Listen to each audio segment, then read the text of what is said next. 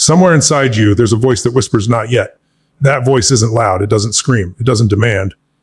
But it's there, steady, persistent, defiant. It's the part of you that refuses to stay down even when the world has kicked you in the face and walked away. And most people, they don't hear it. Or worse, they hear it and choose to ignore it. Because quitting is easier. Defeat is comfortable. Victimhood gets attention. But let me tell you something most people never realize until it's too late. You're not defeated when you fail. You're defeated when you surrender your identity to that failure. There's a difference between stumbling and staying down. One is human. The other is a decision. Life doesn't care how many degrees you have, how many followers you've gained, or how nice your goals look on a vision board. It's going to throw dirt in your face anyway. Life isn't different to your dreams, but it's deeply responsive to your resilience. And that's the edge. That's the separator. You see, most people think winners are born different, stronger, smarter, more talented. That's the myth. The truth, winners are the ones who redefine what the end means. For most, the end is when it gets hard, when it gets humiliating, when no one claps anymore. But for winners, the end is only when the victory is claimed. I've seen people with nothing, no resources, no support, no confidence, turn their lives into something extraordinary. Not because the odds were in their favor, but because they refused to be defined by the odds. What separates the lion from the sheep isn't size or even strength. It's the spirit that says, I will find a way, even if one doesn't exist. That's not bravado. That's conviction. And conviction is born in those silent, brutal moments when everything in you says give up and you say back no. And let's be honest, you've been there. You've had days where it felt like nothing was working. You've made sacrifices that no one noticed. You've shown up when no one believed in you, including yourself. But you're still here. That means something. It means you haven't been broken. It means that spark, that raw, unfiltered piece of you is still alive. And if it's still alive, then guess what? It's not over. But you've got to decide right now. Are you going to spend the rest of your life collecting reasons why you didn't make it? Or are you going to become the story someone else tells when they needed a reason to keep going? Defeat is only permanent if you give it permission to be. So don't give up because it's taking longer than you thought. Don't give in because the people you expected to support you didn't.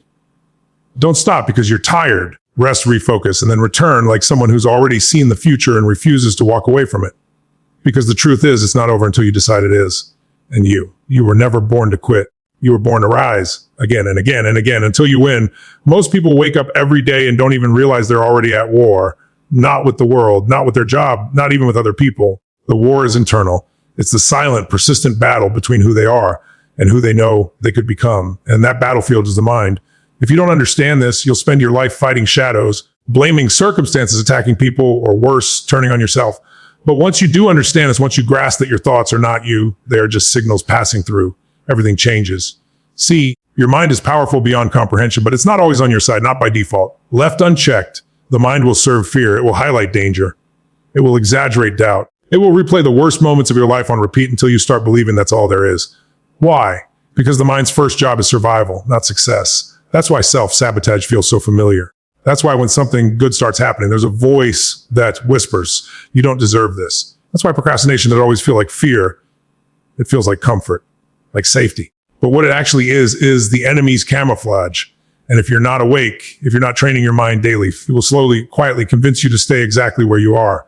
Not because it hates you, but because it doesn't trust what's ahead. It doesn't know that growth is safe. It doesn't know that discomfort isn't death. You have to teach it that. You have to rewire the system because your mind is programmable. It's not set in stone. It's a living system of belief, emotion, and memory. And like any system, it responds to patterns, to repetition, to intention. Start feeding it better signals. Not empty affirmations you don't believe, but deliberate reminders of your vision, clarity, purpose, identity. Not I hope I can do this, but this is who I am now. Not maybe I'll succeed, but I am the kind of person who keeps going until I do. That shift in language matters. Not because of magic, because it changes the narrative your brain uses to interpret reality. And that narrative becomes your experience. People talk about positive thinking as if it's AV. It's not. It's strategic because your thoughts are not harmless. They are instructions. They tell your nervous system how to feel. They tell your body how to move. They tell your life what to become. So when your thoughts are undisciplined, your life becomes chaotic. When your thoughts are intentional, your path becomes clear, even if it's hard. And look, you will still have days where your mind turns on you. That's part of the process. The goal is not to silence every negative thought. The goal is to know exactly who you are even when the noise gets loud. To lead your mind instead of letting it lead you. The real win is when you no longer believe every thought you think. The moment you realize that voice in my head isn't the truth. It's just a pattern. That's the moment you gain leverage. That's when you become dangerous, not because the world got easier, but because you stop being your own enemy. Your mind is not trying to destroy you. It just doesn't yet understand your vision. teach it, train it, and lead it. Because if your mind is the battlefield, then your belief is the weapon. And when you learn how to aim it, nothing can stop you. We talk a lot about potential. People love to tell you how much of it you have. But let me be clear, potential means nothing without discipline. Nothing. Potential is the seed. Discipline is the daily watering. And without that, the seed rots in the dirt, never becoming what it was designed to be. You may have a brilliant mind, a big vision, or deep talent, but if you lack the discipline to consistently show up for that vision, then none of it matters. The harsh truth is that you don't get rewarded in life for what you could do. You get rewarded for what you actually do repeatedly. And discipline is what creates the gap between who you are and who you could become. The world is full of people who start strong, motivated, energized, obsessed with the idea of change. But when the emotion fades, they fall apart because emotion doesn't last. And if your strategy is built on feeling good, you're already doomed. Discipline isn't sexy. It's not glamorous. It's repetition. It's boring. It's waking up and doing the thing even when you don't want to. Especially when you don't want to, because that's when it matters most. That's when the real transformation happens. Not when you're motivated, but when you're tired, uninspired, and frustrated, and you do it anyway. There is something incredibly powerful about keeping a promise to yourself in silence. When no one is watching, when no one is applauding, that's the forge of character. That's when you stop negotiating with weakness and start building strength. And your mind starts to trust you, because every time you follow through, your subconscious registers it. This is who we are now. And that identity begins to solidify. You're no longer someone who just trees to be disciplined. You're disciplined. It becomes who you are, not what you do when you're in the mood. People think they lack motivation. They don't. They lack standards. And when your standards are low, your life follows. Raise your standards. Raise the level of what you demand from yourself. Stop saying, I'll try, and start saying, this gets done. Stop waiting to feel ready and start choosing to act. Because the ones who win aren't the ones who feel the best.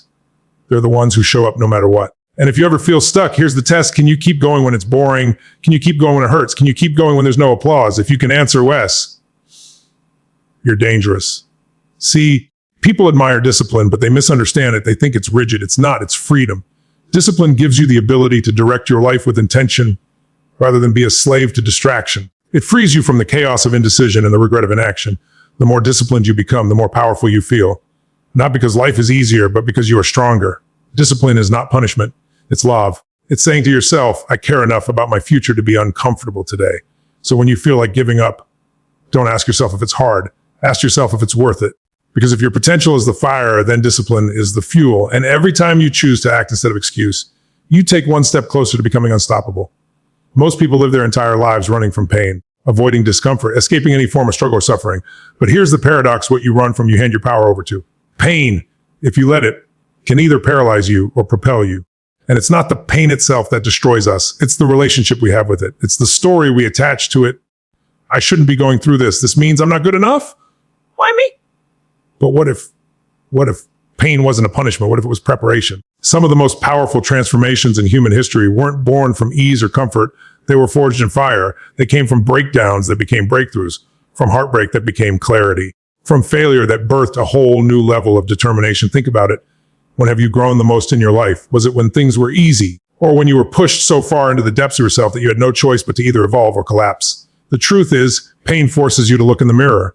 It strips away the illusions. It exposes what you're really made of, doesn't care about your excuses, your past, your fears. It calls you out, and that can feel brutal, but it's also honest, and there's power in that kind of truth. Now, here's the mistake most people make. They try to numb it, scroll it away, drink it away, avoid it through distractions. But numbness doesn't heal you. It delays you because the pain doesn't leave. It just waits. And here's something else. Pain contains data. It's information, feedback. It tells you what's out of alignment. It points to what matters. It asks you to pay attention. Ignoring it is like covering a leaking pipe with duct tape. Eventually, the pressure builds and the breakdown becomes catastrophic. What if instead you chose to listen, to lean in, to ask, what is this teaching me? What is this revealing that I've been avoiding? That's where real power is born. Not from avoiding pain, but from using it. There's a saying, the wound is where the light enters. Your pain can become your platform. Your scars can become symbols of survival. If you stop seeing them as evidence of weakness and start seeing them as proof that you're still here, still breathing, still fighting. And here's what's wild. The very pain you think disqualifies you is the same pain that qualifies you to lead, to connect, to rise. Because someone out there is struggling with what you've already overcome. And your willingness to own that pain, to transmute it, is what makes you unstoppable. You can use it to fuel your discipline, to reinforce your vision, to build a level of grit that can't be taught in classrooms or copied from books. Because once you've walked through your own fire, you don't flinch when life gets hot. So don't pray for the pain to disappear. Pray for the wisdom to understand it, for the strength to grow through it. Because pain isn't your prison. It's your pathway. Use it. Don't curse it. Because when you learn to turn pain into power, you stop being a victim of your story and you start becoming the author. Here's one of the most uncomfortable truths you'll ever face. Motivation will abandon you. It will lie to you, disappear when you need it most. One day you wake up on fire, ready to conquer the world. And the next, you can't even get out of bed. That's the nature of motivation. It's emotional. It's fleeting. And if your success depends on whether or not you feel like it, you've already lost the game. That's where most people fail. They rely on being inspired. They wait for some magical moment when everything feels right.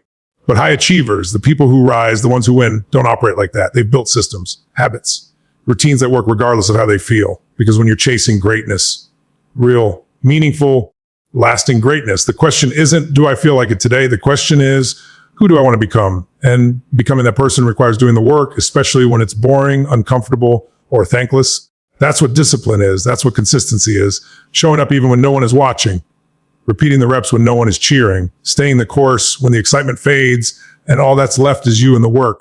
And here's the deeper layer. Your brain is always watching you. Every time you do what you said you would do, even when you don't want to, you reinforce self-trust. You rewire yourself to believe, I am the kind of person who follows through. That belief, that's not hype, that's identity.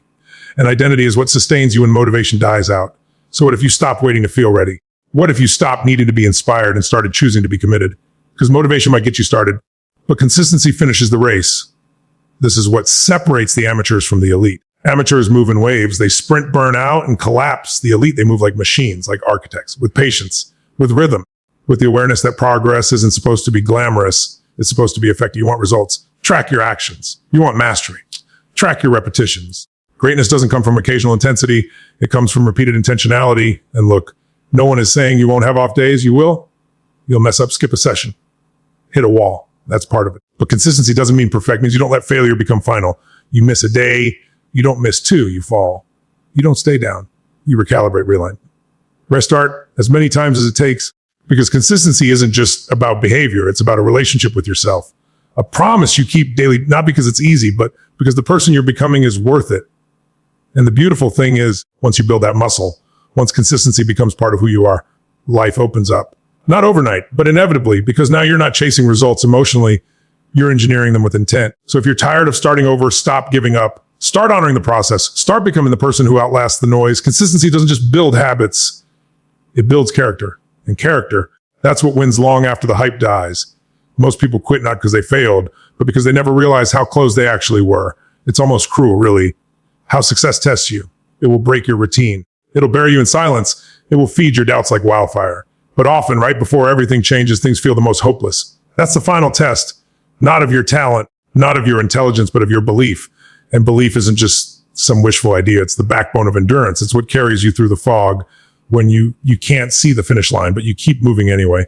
It's what tells you there's more inside me. I haven't peaked yet.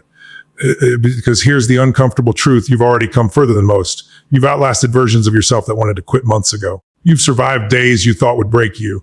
And yet you're still here, still fighting, still building. So ask yourself, why are you doubting now? You don't need permission to keep going. You don't need the perfect timing or the perfect conditions. What you need is the awareness that progress often hides in disguise. It doesn't always look like celebration or applause. Sometimes it looks like repetition, like loneliness, like another day of showing up, wondering if it's even working. But that's the thing about breakthroughs. They're quiet until they're undeniable. Too many people give up at 80%. Not because they lack potential, but because they misunderstood the process. They thought progress was always visible, always fast, always affirming. It's not. Sometimes it's subtle. Sometimes it's delayed, but it's never wasted. Every step you've taken, every early morning, late night, every failure, every adjustment, it's all data. It's all fuel. It's your personal blueprint for resilience. And the more you endure, the closer you get to the compound effect that flips everything. Imagine if Edison had stopped at experiment number 999. Imagine if you stopped one rep before your body transformed. Imagine quitting one decision before your life changed forever. That's what this is about. Understanding that your success isn't just a future event. It's built now. It's built every day you don't quit. Every time you push through the doubt. Every time you whisper to yourself, I'm not finished yet. Because even if you can't see the results, you're closer than you think. You're closer to unlocking that version of you that doesn't flinch under pressure. Closer to the breakthrough, the opportunity, the recognition, the moment that makes all the struggle worth it. But only if you stay in the game. You weren't put here to live on the sidelines of your own potential. You were built to endure the storm, not escape it. You were designed to walk through fire and come out sharper, not weaker. So the next time you feel like giving up, remind yourself, this is part of it. This is the price for becoming extraordinary. And that voice telling you to stop, it's just fear's last defense. Ignore it. Breathe, recenter, and keep going. Because the win, the life-changing moment, the proof you've been waiting for, it's not a fantasy. It's not far away. It's just around the corner. Don't stop now. You're closer than you think. So here's the truth. Life doesn't reward those who almost tried. It rewards those who never gave up. You weren't born to break.